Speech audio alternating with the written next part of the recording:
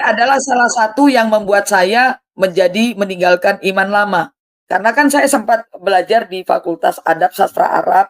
Nah, ketika mempelajari sastra di dalam Al-Quran, loh kok begini? Nah, ini salah satunya yang membuat saya menjadi meninggalkan iman Islam. Assalamualaikum warahmatullahi wabarakatuh, sahabat yang saya cintai dimanapun Anda berada. Ini adalah seorang wanita, namanya Siti Fadilah Hafid. Dia ini mengaku sebagai seorang yang murtad.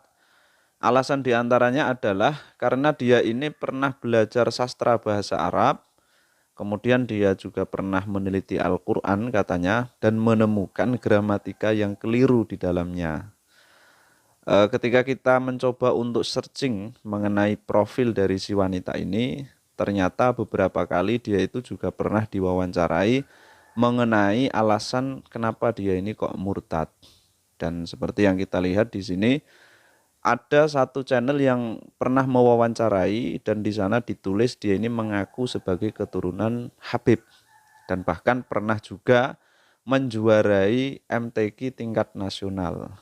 Nah, di dalam kesempatan ini, seperti yang saya tampilkan di awal tadi, itu adalah sebuah pernyataan-pernyataan beliau yang ada di dalam channel Tanpa Rai, channel yang tidak pernah menampilkan wajah si pemilik channel, sahabat ya. Nah, di sana itu dia berbicara mengenai gramatika Al-Qur'anul Karim dan dia juga membuat sebuah kesimpulan yang cukup miris karena ketika dia membaca ayat-ayat suci Al-Quran, dia menemukan sesuatu yang janggal dalam pandangan dia, itu kemudian dia membuat sebuah kesimpulan, wah ini kalau yang salah tidak Al-Qurannya, ya berarti kemenaknya. Sehingga ini perlu kita tanggapi mulai dari awal dulu sahabat ya. Ini coba kita lihat video yang satu ini. Saya mau buka ayat Al-Quran dulu yang katanya Al-Quran itu terperinci. Bisa Pak, saya minta tolong tadi surat Ar-Rod ya. Nih saya bacakan ya. Alif lam ra.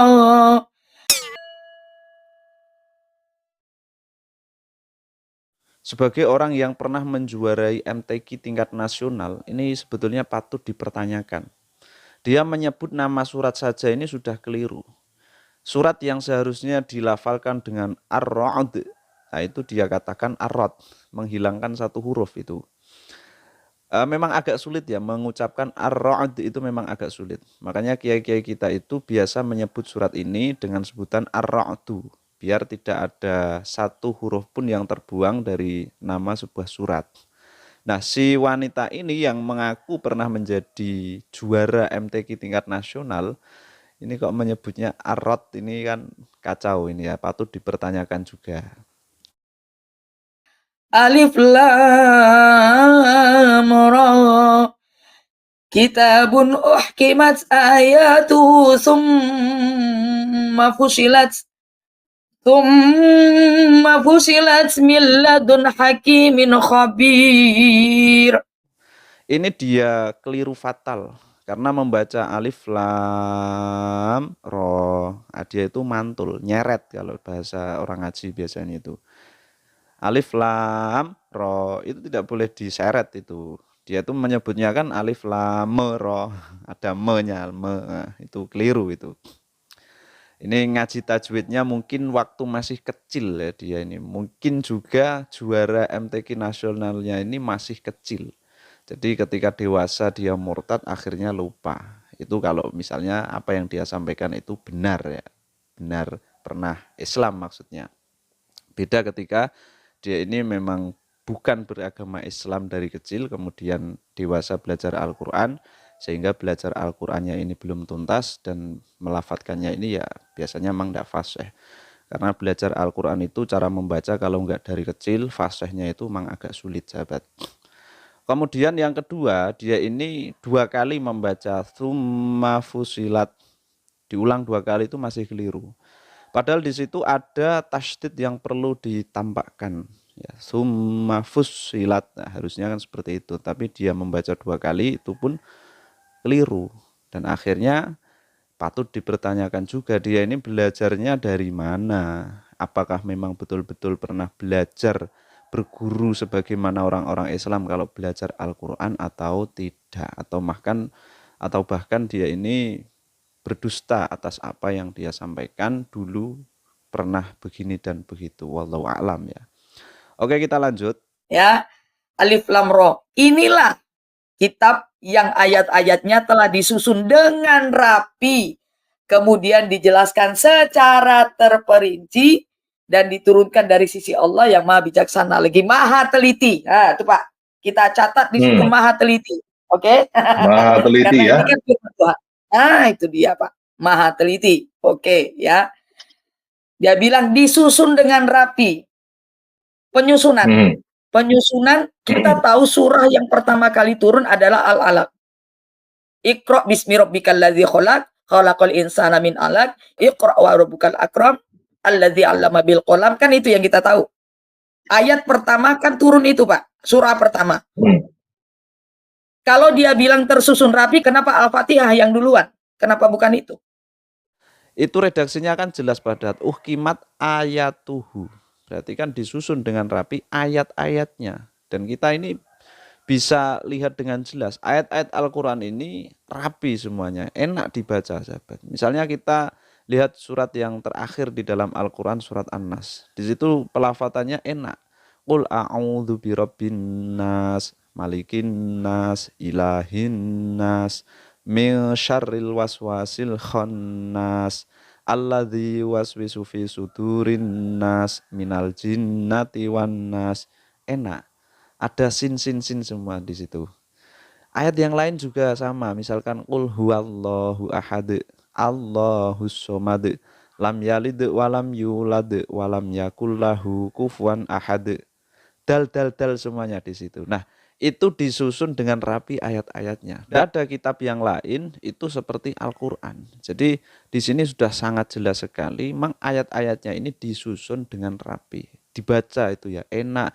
Dan yang terpenting itu makna yang terkandung di dalam Al-Quran itu sangat dalam, sangat luas sekali. Nah, seperti itu.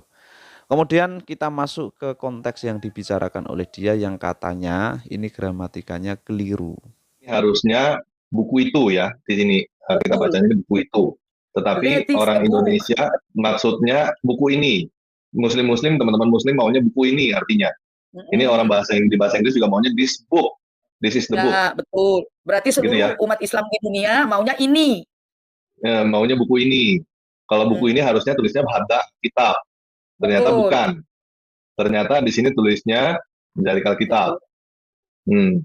Berarti yang benar yang mana? Apakah yang nulis Alkitab ini benar atau umat Muslim Indonesia dan Inggris yang benar? Sebenarnya buku ini nih, bukan buku itu. Yang mana yang benar ya? Buku ini yang benar berarti Al-Quran bahasa Arabnya salah gitu. Kalau Al-Quran bahasa Arabnya benar, berarti terjemahan ini jadi kitab ini dan bahasa Inggris juga this book, ya ini terjemahannya yang salah. Gitu Bu ya? Nah, itu betul. Ini saya penasaran juga sebetulnya. Orang ini belajar sastranya di mana ini?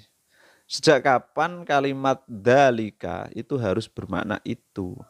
Harus diterjemahkan dengan itu. Sehingga ketika pihak Kemenak di situ menerjemahkan kitab ini kemudian disalahkan. Ini bagaimana ceritanya? Kira-kira orang-orang yang ada di Kemenak dengan si orang ini yang jelas-jelas tadi cara menerjemahkan dibantu dengan Google Translate ini kira-kira lebih kompeten yang mana? Ini kan bisa dinilai sendiri. Tetapi namanya orang yang tidak tahu malu ya merasa benar kemudian menyalahkan. Dan kacaunya itu yang disalahkan kalau pasti enggak Qur'annya yang keliru ini ya orang Kemenaknya. Padahal itu tidak ada yang salah. Ini cara berpikirnya yang salah. Pertanyaan sederhananya yaitu tadi. Sejak kapan dalika itu harus bermakna itu? Ketika kita melihat banyak tafsir sahabat, misalnya di dalam tafsir Al-Jalalain, tafsir Jalalain, tafsir Al-Baghawi, kemudian tafsir Al-Qurtubi dan tafsir-tafsir yang lain itu dzalika ai hada itu tidak ada masalah. Dzalika ai hada. Itu yang sastranya lebih tinggi dari si wanita ini yang dibantu dengan Google Translate. Ini entah bagaimana dia ini belajar ya, tetapi yang jelas kacaunya, mirisnya itu dia menyalahkan. Yang disalahkan ini kalau nggak Qur'annya yang salah, gramatika Al-Qur'annya yang salah, ya berarti terjemahan kemenaknya. Padahal yang salah ini ya cara dia memahami sastra itu. Makanya kacau sekali ketika Google Translate itu kita gunakan sebagai acuan utama di dalam menerjemah kalimat-kalimat bahasa asing. Kalau mungkin menerjemah kalimat yang satu agak sulit begitu, mungkin iya untuk membantu saja lah ya, tapi bukan untuk tujuan utama karena bahasa ini sangat fleksibel sekali. Bahasa ini tidak seperti yang ada di Google Translate saja. Wong kamu memaknai Google Translate dengan bahasa yang lain, misalkan bahasa apa begitu kamu translate begitu saja, ya banyak yang keliru. Apalagi ini Al-Quranul Karim yang notabene-nya penuh dengan sastra, yang notabene-nya ini sastra tertinggi di dalam bahasa Arab. Seperti itu, sahabat. Ya mungkin dari sisi ini saja saya menanggapi dan sudah nampak jelas sekali si wanita ini patut untuk disangsikan ketika dia mengaku pernah belajar sastra, apakah dia ini tuntas paham atau tidak ketika belajar sastra. Kemudian disangsikan pula ketika dia ini juga pernah mengaku sebagai juara MTQ nasional. MTQ nasional kok bacanya masih nyeret gitu kan, ya patut dipertanyakan pula. Oh, ya saya kira itulah ya. Ihdinas siratal mustaqim. Assalamualaikum warahmatullahi wabarakatuh.